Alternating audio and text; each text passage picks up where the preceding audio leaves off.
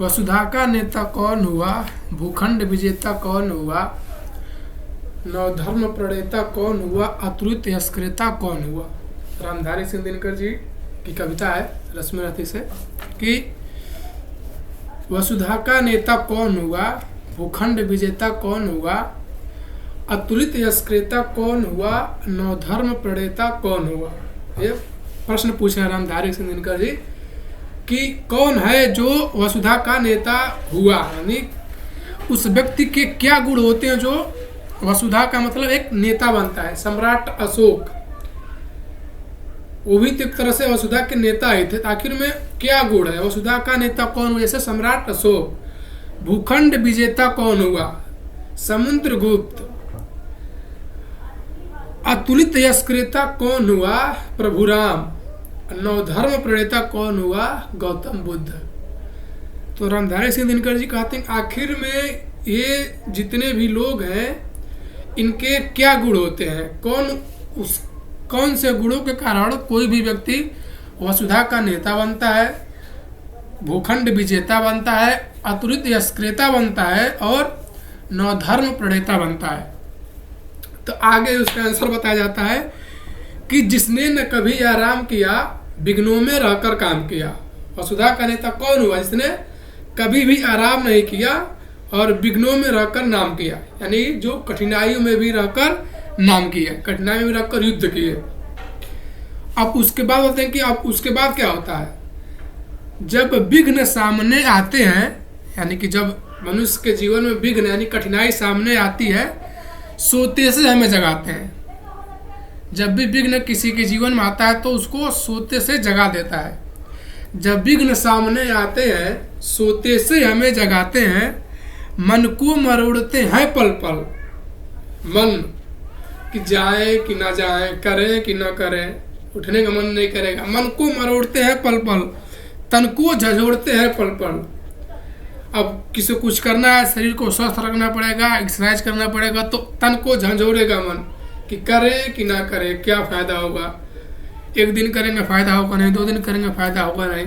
तो ये बताता है कि जब विघ्न सामने आते हैं सोते से हमें जगाते हैं, मन को मरोड़ते हैं पल पल, तन को झंझोड़ते हैं पल पल, सतपथ की ओर लगाकर ही जाते हैं हमें जगाकर ही। यानी कि अगर उस पथ पर कोई अडिग रह गया तो वो उस इंसान को जगाकर ही जाता है। सम्राट अशोक जब मगध साम्राज्य में चंद्रगुप्त मौर्य के बाद उसका जो बेटा था बिंदुसार, तो बिंदुसार की कई शादियां हुई थी, तो उसमें एक शादी हुई थी एक लड़की से, मतलब वो किसी राजा की लड़की नहीं थी, और जब उससे जो पैदा हुआ था उसका नाम अशोक रखा गया था। लेकिन बिंदुसार अशोक को उतना मानता नहीं था, प्रेम नहीं करता था, सिंपल सी बात है। क्यों? क्योंकि जो उस औरत से जो बच्चा हुआ था अशोक, उसका जो शरीर था, मतलब अब एक सोचिए कि एक राजा घर में जो पैदा हुआ उसका शरीर कैसा होगा, उसका शरीर थोड़ा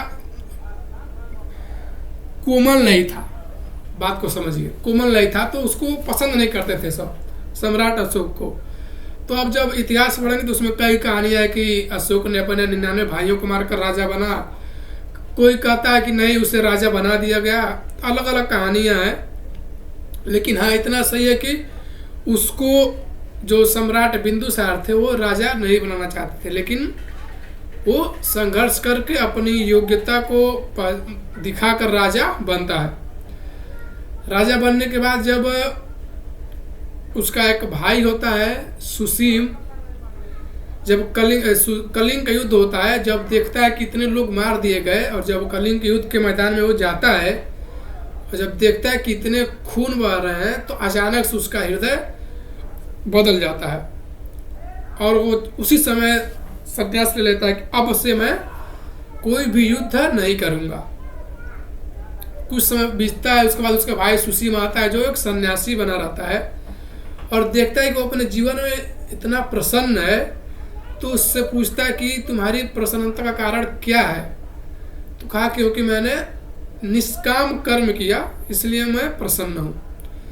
और सम्राट अशोक उसको अपने गद्दी पर बैठाता है, उसका सेवा संस्कार करता है, 2 हफ्ते तक रहता है, फिर से वो चला जाता है। तब अशोक के दिमाग में बात उठती है कि नहीं,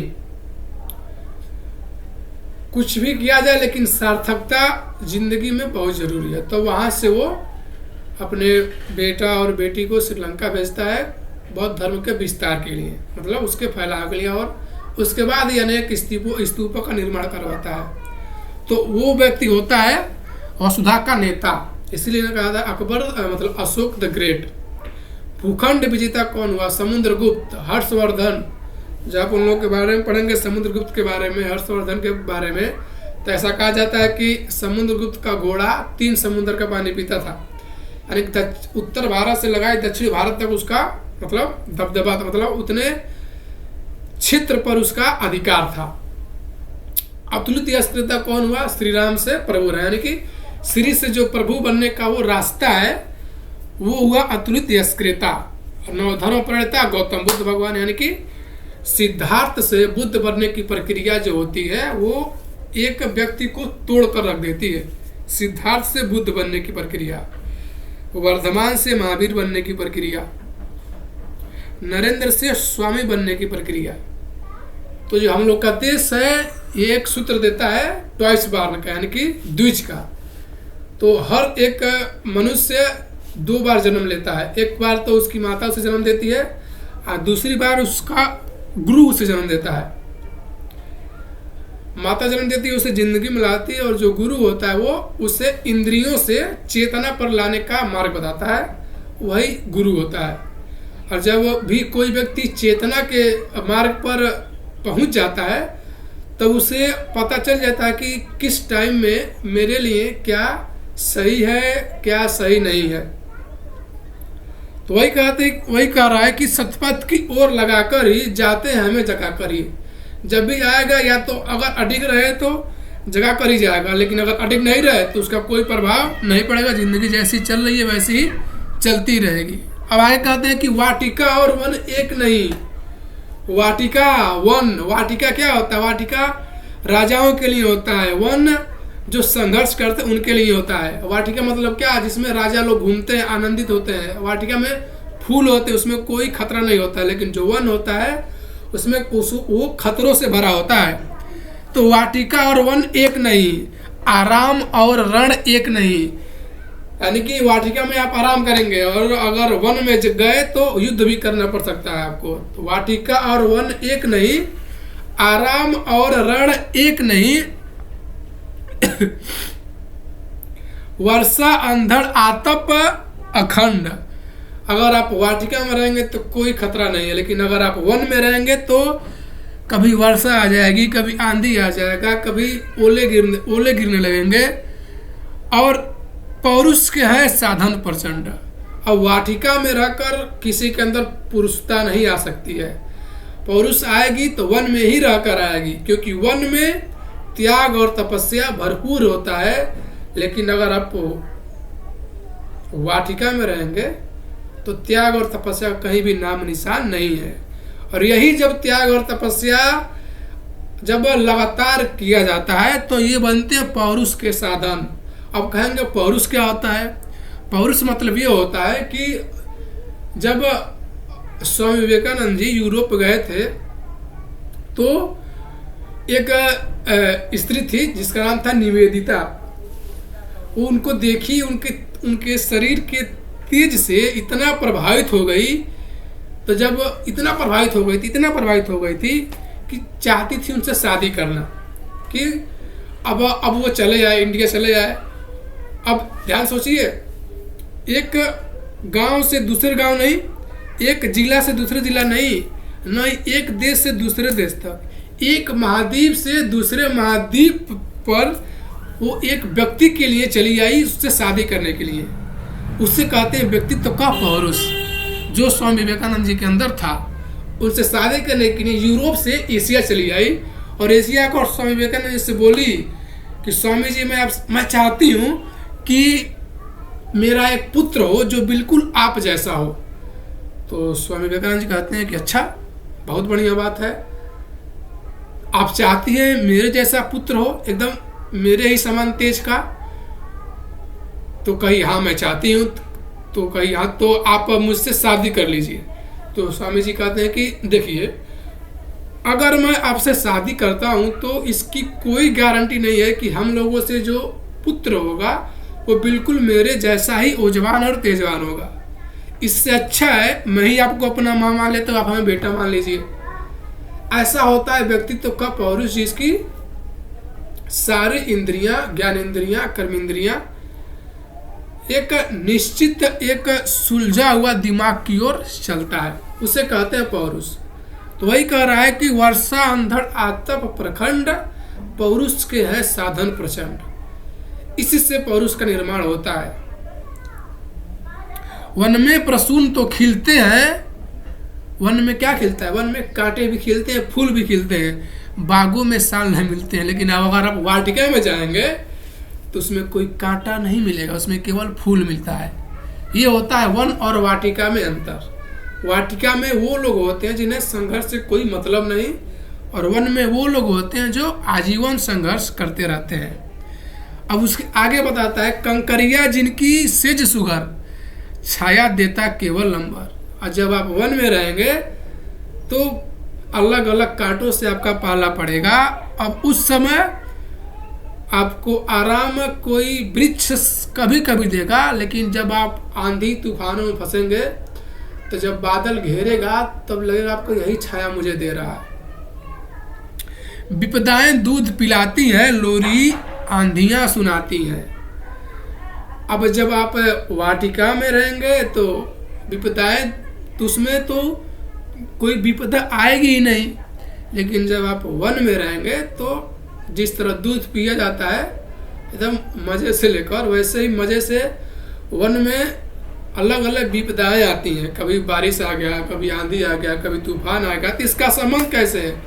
आप सब कोई अपने ज़िंदगी से रिलेट कर सकता है। विपदाएं मतलब कोई पढ़ रहा है तो उसके घर पे कोई परेशानी हो गई, कोई कुछ हो गया, किसी के साथ कुछ हो गया। तो विपदाएं दूध पिलाती हैं, लोरी आंधियां सुनाती हैं। जब वन में रहेंगे तो आपको लोरी सुनाने के लिए आपकी पत्नी नहीं होगी, आपकी माता जी नहीं होंगी, आपकी दादी जी नहीं होंगी। आंधियां ही एक तरह से आपको लोरी सुनाएंगी और आपको सुनना पड़ेगा, सहना पड़ेगा। जो लाक्षागृह में जलते हैं वही सुरमा निकलते हैं। और रामधारी सिंह दिनकर जी कह रहे हैं, जब पांडव लाक्षागृह एक घर था थे तो उसमें कौरवों ने आग लगा दिया था उनको जलाने के लिए। तो वो लाक्षागृह से बच गए थे और चले गए थे, और वहाँ से वो मतलब वो अज्ञातवास उन लोग का हो गया था। वही कह रहा है, जो लाक्षागृह में जलता है, जो जलाता है अपने आप को, वही सुरमा निकलते हैं।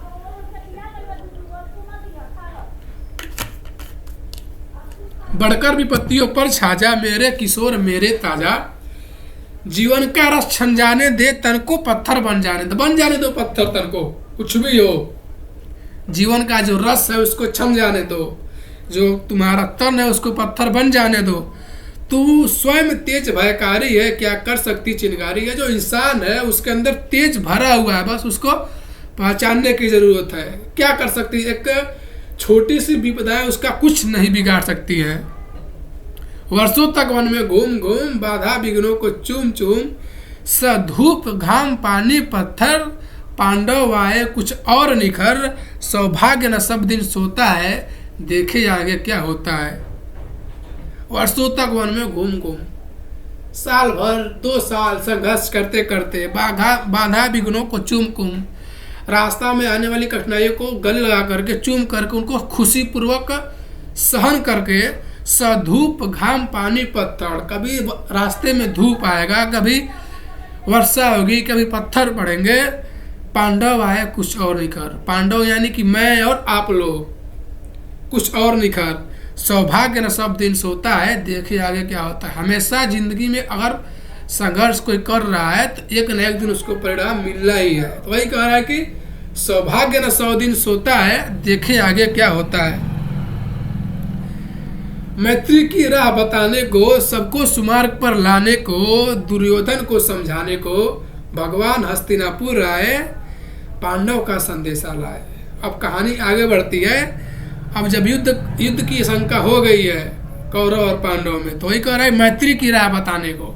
अब श्री कृष्ण जी चाहते हैं कि कौरवों को समझाया जाए कि मित्रता का पाठ पढ़ाया जाए कि नहीं, युद्ध करने से कोई फायदा है नहीं, सबको सुमार्ग पे लाने को, सबको एक सच्चे मार्ग पर लाने को भगवान हस्तिनापुर आए। कृष्ण भगवान अब हस्तिनापुर आते हैं। कृष्ण का भगवान हस्तिनापुर आए, पांडव का संदेशा लाए, पांडव का संदेशा लेकर आए। अब एक बात ध्यान सुनिए, यहाँ पर भगवान क्या करने आ रहे हैं, समझाने आ रहे हैं। तो आप एक बात दिमाग में बिठा लीजिए कि आप सबको समझा नहीं पाएंगे, आप केवल खुद को ही समझा सकते हैं और खुद को ही बदल सकते हैं। और जब आप खुद को समझाएंगे, खुद को बदलेंगे, तो उससे हो सकता है आपको देखकर कोई बदलना शुरू कर दे। लेकिन जब आप दूसरों को कहेंगे बदलने के लिए, तो पहले खुद कहे कि खुद पहले बदलो। वो कहे चाहे नहीं कहे, वो आपको बात को वैल्यू ही नहीं करेगा। अब कहते हैं कृष्ण भगवान, दो न्याय अगर तो आधा दो, पर इसमें भी यदि बाधा दो। अगर तुम्हें देना है, तुम्हें तो न्याय देना चाहिए, लेकिन अगर इसमें भी तुम कतराते हो तो दे दो, केवल 5 ग्राम रखो अपनी धरती तमाम, तो केवल 5 गांव दे दो, हम वहीं खुशी से खाएंगे, परिजन पे हसीना उठाएंगे, हम वहीं पर खुशी पूर्वक रहेंगे, किसी से मेरा कोई ताल्लुक नहीं रहेगा, वहीं से खुशी पूर्वक रहेंगे। दुर्योधन वो भी दे न सका, आशीष प्रभु की ले न सका, उल्टे हरि को बांधने चला, जो था असाध्य साधने चला। दुर्योधन वो भी नहीं दे सका। अब भगवान है उनके सामने, लेकिन उनका आशीष नहीं ले रहा है, उससे आशीष लेना चाहिए। पांडवों ने भगवान का आशीष ले लिया, उल्टे हरि को बांधने, आशीष भी नहीं ले रहा है, उल्टे उनको कब्जा करने चला, उनको बांधने चल रहा है। जो था असाध्य साधने चला, जिसके पास इतना विराट रूप है, इतनी शक्ति है, उसको बांधने चला।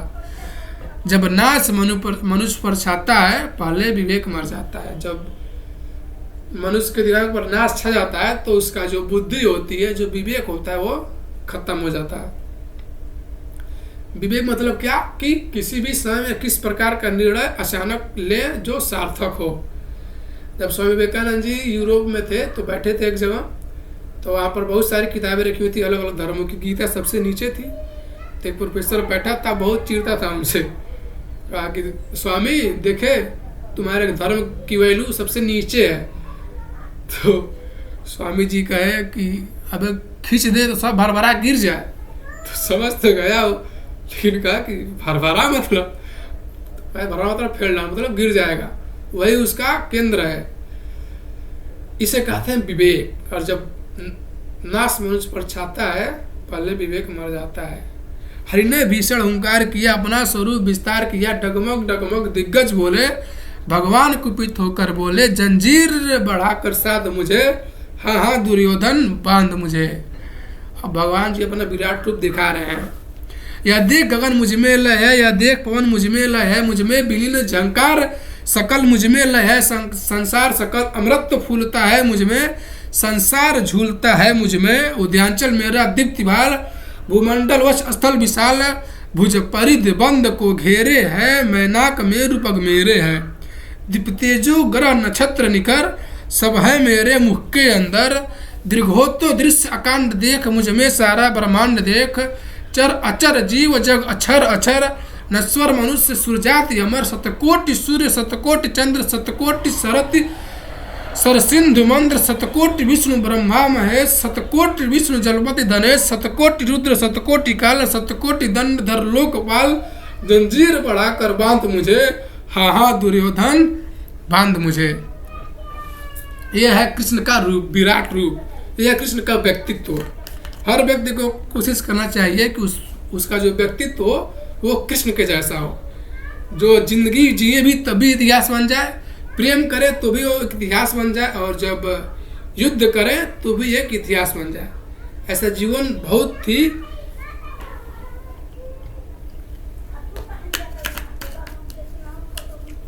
मैं अगर सबसे ज्यादा किससे प्रभावित हूँ तो वो श्री कृष्ण से।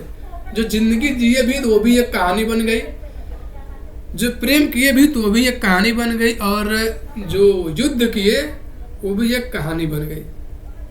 और वो जवानी ही क्या जिसकी कोई कहानी ना हो, वो जवानी ही क्या जिसकी कोई कहानी ना हो। अब आगे देखिए, भूलोक अतल पाताल देख, रात रात और अनागत काल देख, यह देख जगत का आदि सृजन, यह देख महाभारत का रण, मृतकों से पट्टी हुई भूवै, पहचान कहाँ इसमें तू है, अंबर से कुंतल जाल देख, पद के नीचे पाताल देख, मुट्ठी में तीनों काल देख, मेरा स्वरूप विकराल देख, सब जन मुझी से पाते हैं फिर लौट मुझी में आते हैं, जीवा से करती ज्वाल सघन, सासू से पाता जन्म पवन, पड़ जाती मेरी सृष्टि जिधर, हंसने लगती है सृष्टि उधर, जब मैं मूंदता हूँ लोचन, छा जाता चारों ओर मरण। ऐसा है कृष्ण का व्यक्तित्व, अगर किसी की ओर आंख मूंद ले उधर मरण छा जाता है।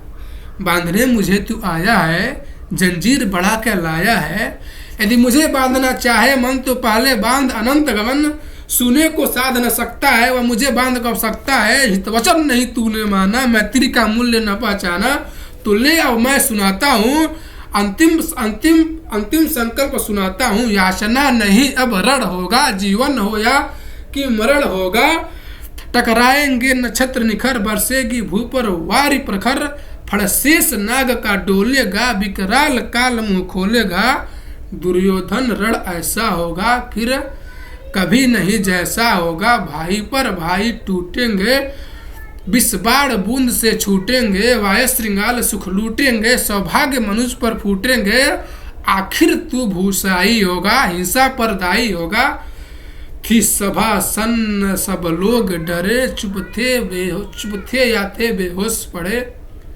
केवल दो नर अघाते थे, धृतराष्ट्र विदुर सुख पाते थे। जब श्री कृष्ण अपना विराट रूप दिखाते हैं, अपने वक्तव्य को सुनाते हैं, तो सारी सभा सुन्न हो जाती है, सभी लोग एक बेहोशी में छा जाते हैं और केवल दो लोग थे जो उनको सुन पाते हैं। करजोड़ खड़े प्रमुदित निर्भय, दोनों पुकारते थे जय जय, भगवान सभा को छोड़ चले, करके गर्जन रणघोर चले, सामने कर्ण सकुचाया था, आमिला चकित भरमाया सा, हरि बड़े प्रेम से कर धरकर ले चढ़े उसे अपने रथ पर, रथ चला परस्पर बात चली, समदम की टेढ़ी घात चली, शीतल हो हरि ने कहा हाय, अब शेष नहीं कोई उपाय, अब कोई उपाय नहीं है, हो विवश हमें धुन धरना है, क्षत्रिय समूह को मरना है। अब श्री कृष्ण सोचते हैं कि अब तो मरना ही पड़ेगा, मैंने कितना कुछ कहा नहीं, विषव्यंग्य कहाँ तक सहा नहीं, पर दुर्योधन मतवाला है, कुछ नहीं समझने वाला है। कृष्ण कहते हैं कि मैंने उससे कितना कुछ नहीं कहा, कितना कुछ नहीं समझाया, लेकिन वो मतवाला है, वो कुछ समझता ही नहीं है, चाहिए उसे बस रण केवल, सारी धरती का मरण केवल, वो उसे केवल मरण चाहिए, वो उसके लिए मानवता कुछ मायने नहीं रखती है।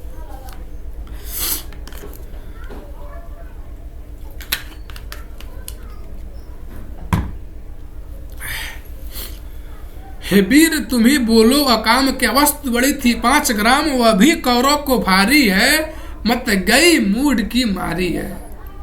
वो अपने आप सोचते हैं कि केवल 5 ग्राम ही तो बोला था, उसकी मति एकदम मारी गई है।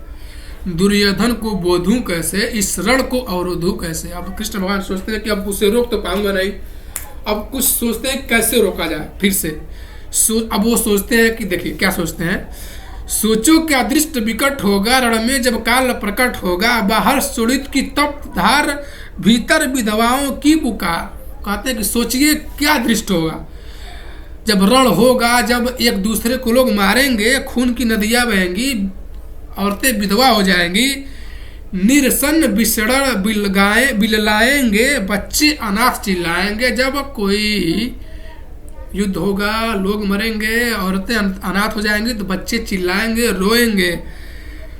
चिंता है मैं अब क्या करूं, शांति को छिपा किस ओट धरूं, सब राह बंद मेरे जाने, हाँ एक बात यदि तू माने, तो शांति नहीं जल सकती है, सम्राग्नि अभी टल सकती है। पा तुझे धन है दुर्योधन, तू एकमात्र उसका जीवन, तेरे बल की है आस उझे तुझसे, जय की विश्वास तुझे, तू संग ना उसका छोड़ेगा, वह क्यों रण सुख मोड़ेगा। अब श्री कृष्ण जी जाते हैं कर्ण के पास, उनको लगता है कि अब जो कर्ण है वही एक है जो क्या अघटनीय घटना कराल, तू प्रथा कुक्ष का प्रथम लाल, बनसूत अनादर सहता है, कौरव के दल में रहता है। अब श्री कृष्ण जी कर्ण के पास जाते हैं। एक बार कर्ण के बारे में सभी लोग जानते हैं, उनकी माता ने उन्हें छोड़ दिया था, तो वो सब बताने की जरूरत है नहीं, आगे पढ़ते हैं। अब कृष्ण भगवान कहते हैं क्या घटनी घटना कराल, तू प्रथा कुक्ष का प्रथम लाल, तू पांडव वंश का पहला लड़का है, बनसूत अनादर सहता है, सब लोग तुम्हें सूत पुत्र कहते हैं, तुम अनादर क्यों सहते हो, कौरव के दल में क्यों रहते हो, वो अधर्मी है तो उनके दल में क्यों रहते हो, सर चाप उठाए 8 प्रहर, पांडवों से लड़ने को तत्पर, और क्यों हमेशा तत्पर रहते हो, पांडवों को मारना है, पांडवों से लड़ना है। अब श्री कृष्ण जी कर्ण को समझाते हैं, माँ का सने पाया न कभी, सामने सत्य आया न कभी, किस्मत के फेरे में पड़कर प्रेम बसा दुश्मन के घर, निज बंधु मानता है पर को, कहता है शत्रु सहोदर को। माँ का इसने तुम्हें कहीं मिला नहीं, सामने सत्य को तुमने कभी आने नहीं दिया, किस्मत के फेरा अपने किस्मत को उल्टा मान करके दुश्मन के प्रेम में जाकर फंस गए, निज बंधु मानता है पर अपने भाई को दुश्मन मानते हो और अपने भाई को मारने के लिए शत्रु के साथ रहते हो। अब फिर से कहते हैं, पर दोष कौन इसमें तेरा, अब कहाँ मान इतना मेरा, चल होकर संग अभी मेरे, है जहाँ 5 भ्राता तेरे, बिछुड़े भाई मिल जाएंगे, हम मिलकर मोद मनाएंगे। अब श्री कृष्ण जी कहते हैं कि चलो ठीक है, इसमें तुम्हारा कोई दोष है नहीं, अब मेरी बात को मान रख लो।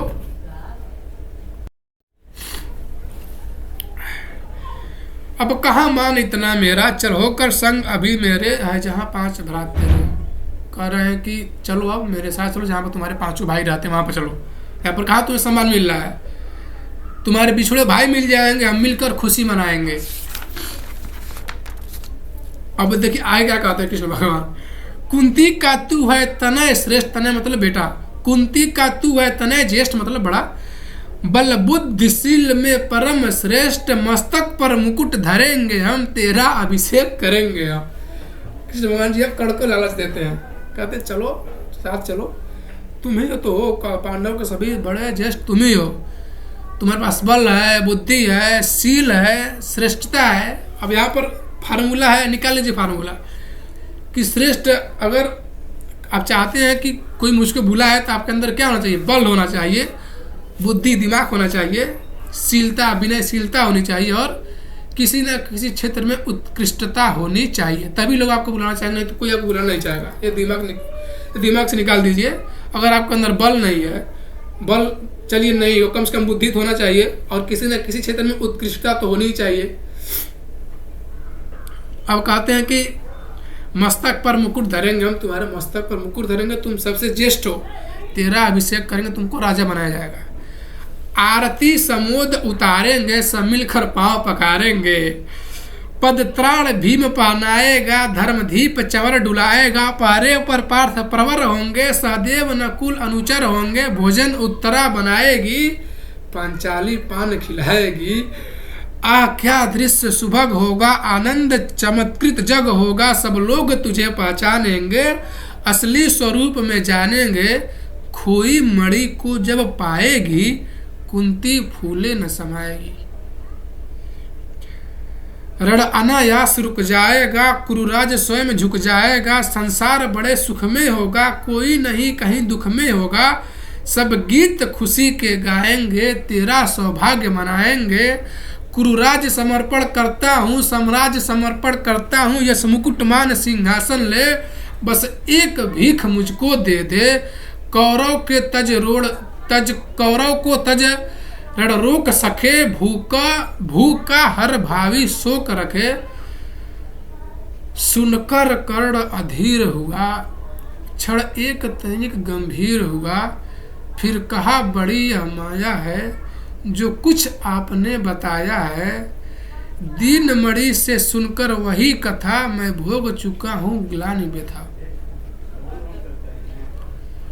अब श्री कृष्ण जी इतना मोह दिखाते हैं कि चल चलो युद्ध रुक जाएगा, सभी लोग खुश रहेंगे। तब कर्ण कहते हैं कि आप जो ये कहानी सुना रहे हैं, ये कहानी मुझे मेरी माता मिलने आई थी कुंती मुझे बता चुकी है। अब कर्ण अपनी बात सुनाते हैं, क्या कहते हैं, ध्यान सुनिए। जब ध्यान जन्म को धरता हूँ उन्मन यह सोच करता हूँ, कैसी होगी वह माँ कराल, निज तन से जो शिशु को निकाल धाराओं में धर आती है अथवा जीवित दफनाती है। कुंती ने उसको दबा दिया था ना नदी में। सेवती मास 10 तक जिसको पालती उदर में रख जिसको, जीवन का अंश खिलाती है अंतर का रुधिर पिलाती है, आती फिर उसको फेंक कहीं, नागिन होगी वह नारी नहीं। कहते हैं कि जो माता मुझे फेंक दी वो स्त्री हो ही नहीं सकती, वो नागिन है।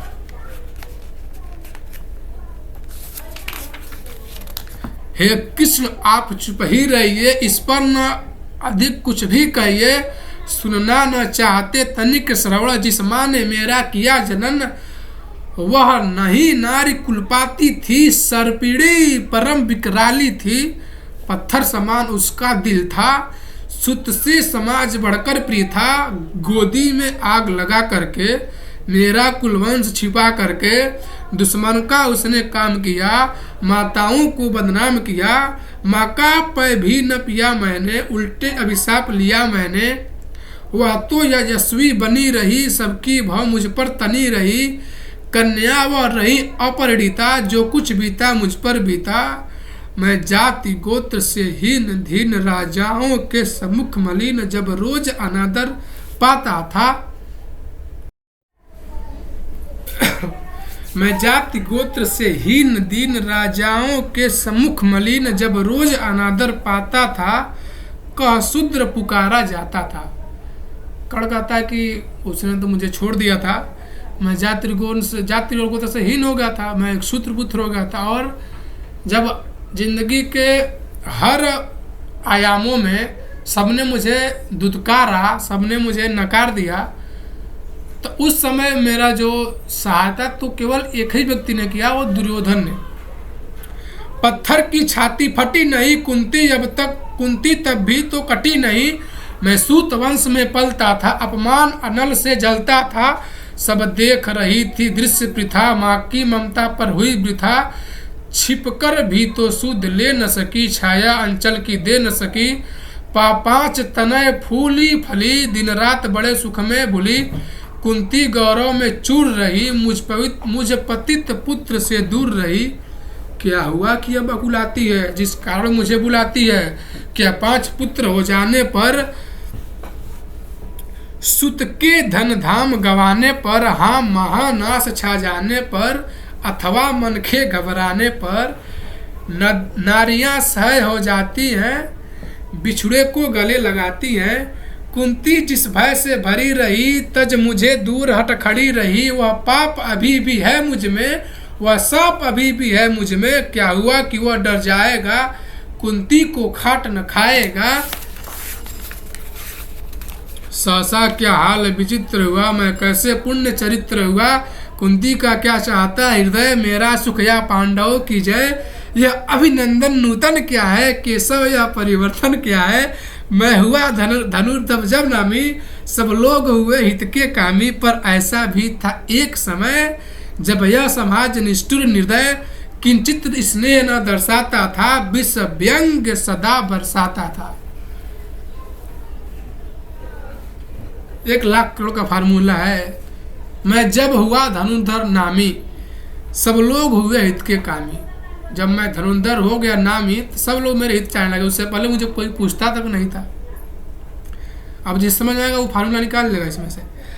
उस समय सुवंक लगा करके, अंचल के तले छिपा करके, चुंबन से कौन मुझे भरकर ताड़ना ताप लेती थी हर, राधा को छोड़ भजू किसको, जननी है वही तजू किसको, हे कृष्ण जरा यह भी सुनिए, सच है कि झूठ मन में गुनिए, धूलों में था मैं पड़ा हुआ, किसका स्नेह पा पड़ा हुआ, किसने मुझको सम्मान दिया, निरपता दे महिमान दिया, अपना विकास अवरुद्ध देख, सारे समाज को क्रुद्ध देख, भीतर जब टूट चुका था मन, आ गया अचानक दुर्योधन।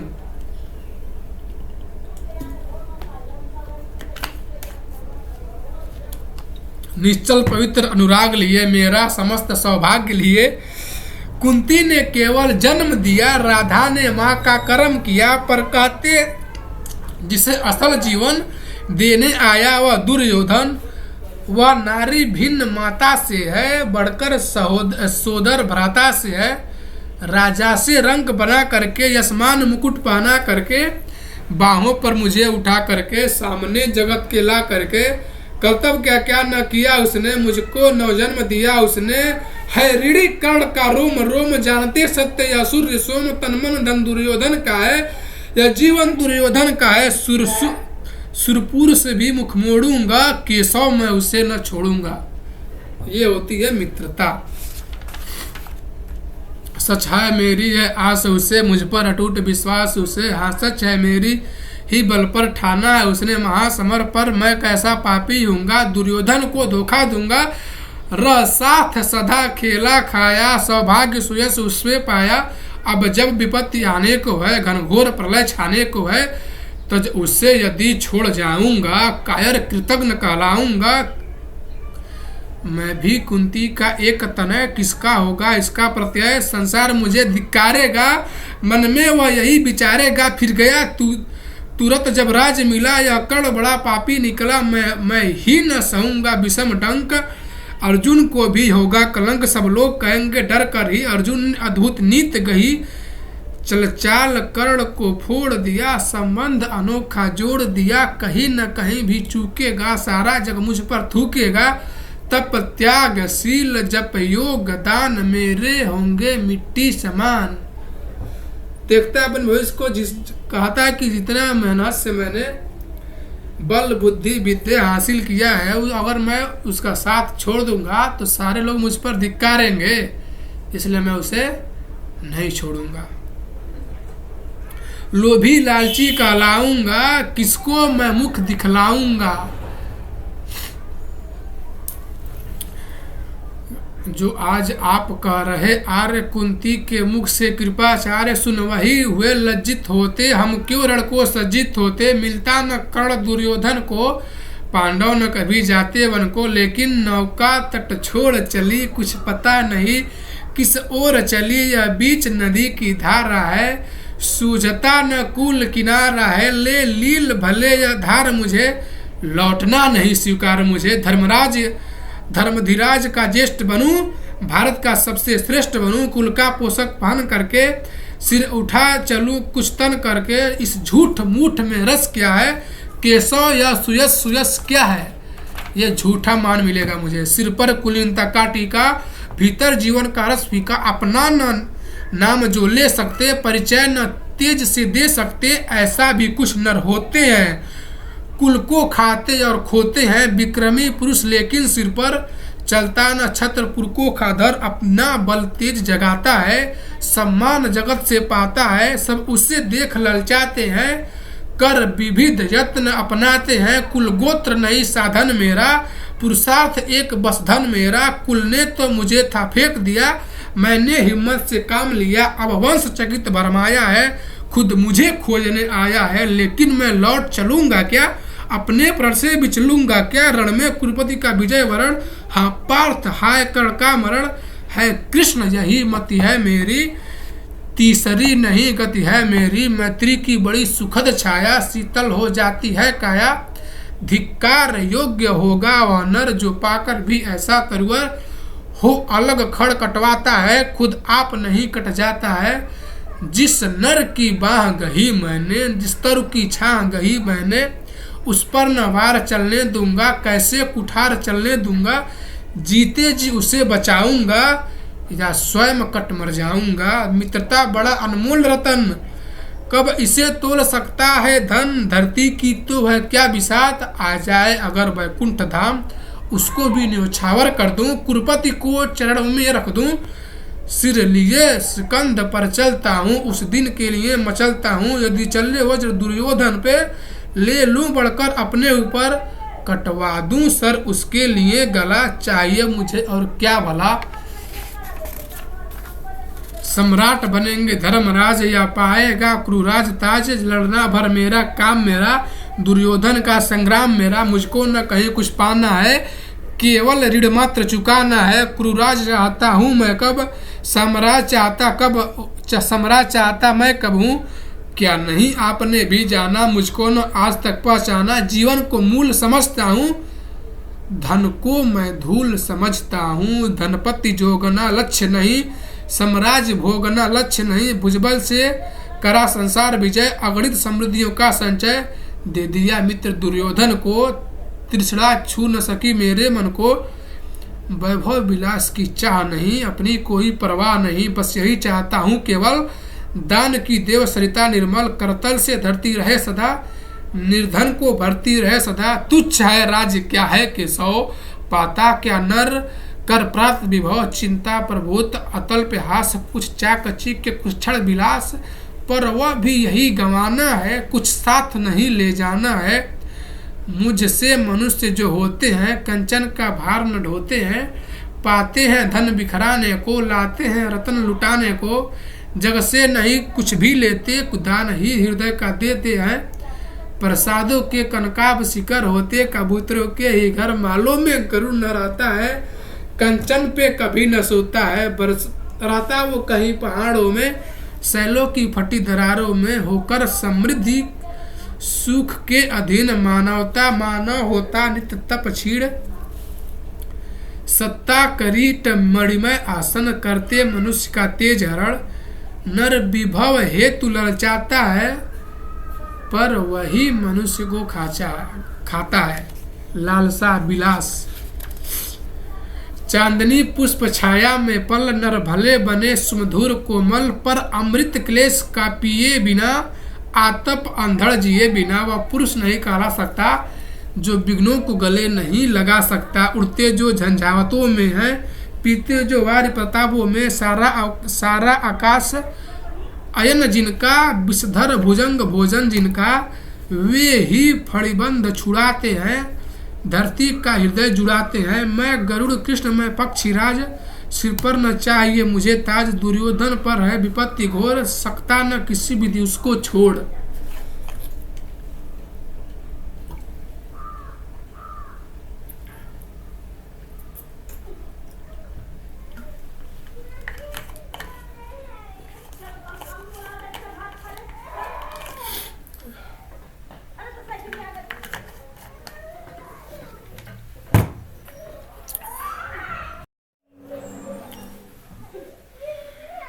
दुर्योधन पर है विपत्ति घोर, सकता न किसी विधि उसे छोड़। रण खेत पाटना है मुझको, अहिपास काटना है मुझको। संग्राम सिंधु लहराता है, सामने प्रलय घहराता है। रह रह कर भुजा फड़कती है, बिजली सी नसें कड़कती हैं। चाहता तुरंत मैं कूद पड़ूं, जीतूं की समर में डूब पड़ूं।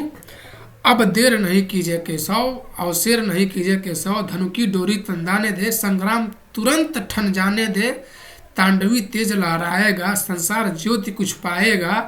पर एक बिन है मधुसूदन, मेरी यह जन्म कथा गोपन। मत कभी युधिष्ठिर से कहिए, जैसे हो उसे दबा रहिए। वे इसे जान यदि जाएंगे, सिंहासन को ठुकराएंगे। साम्राज्य न कभी स्वयं लेंगे, सारी संपत्ति मुझे देंगे। मैं भी न उसे रख पाऊंगा, दुर्योधन को दे पाऊंगा।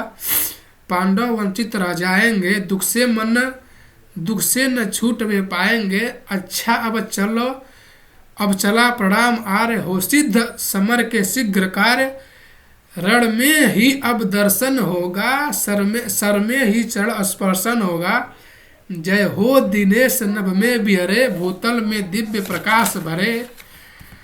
रथ से राधे उतर आया, हरि के मन में विस्मय छाया। बोले कि वीर सतबार धन्य, तुझसा न मित्र कोई अनन्य। तू कुरुपति का ही नहीं प्राण, नरता का है भूषण महान। श्री कृष्ण खुद उसे महान मान लेते हैं कि तेरे जैसा कोई मित्र नहीं है। और यहीं पर रश्मि रथी का तीसरा सर्ग समाप्त होता है। अब मिलेंगे कल, तो के लिए जय हिंद।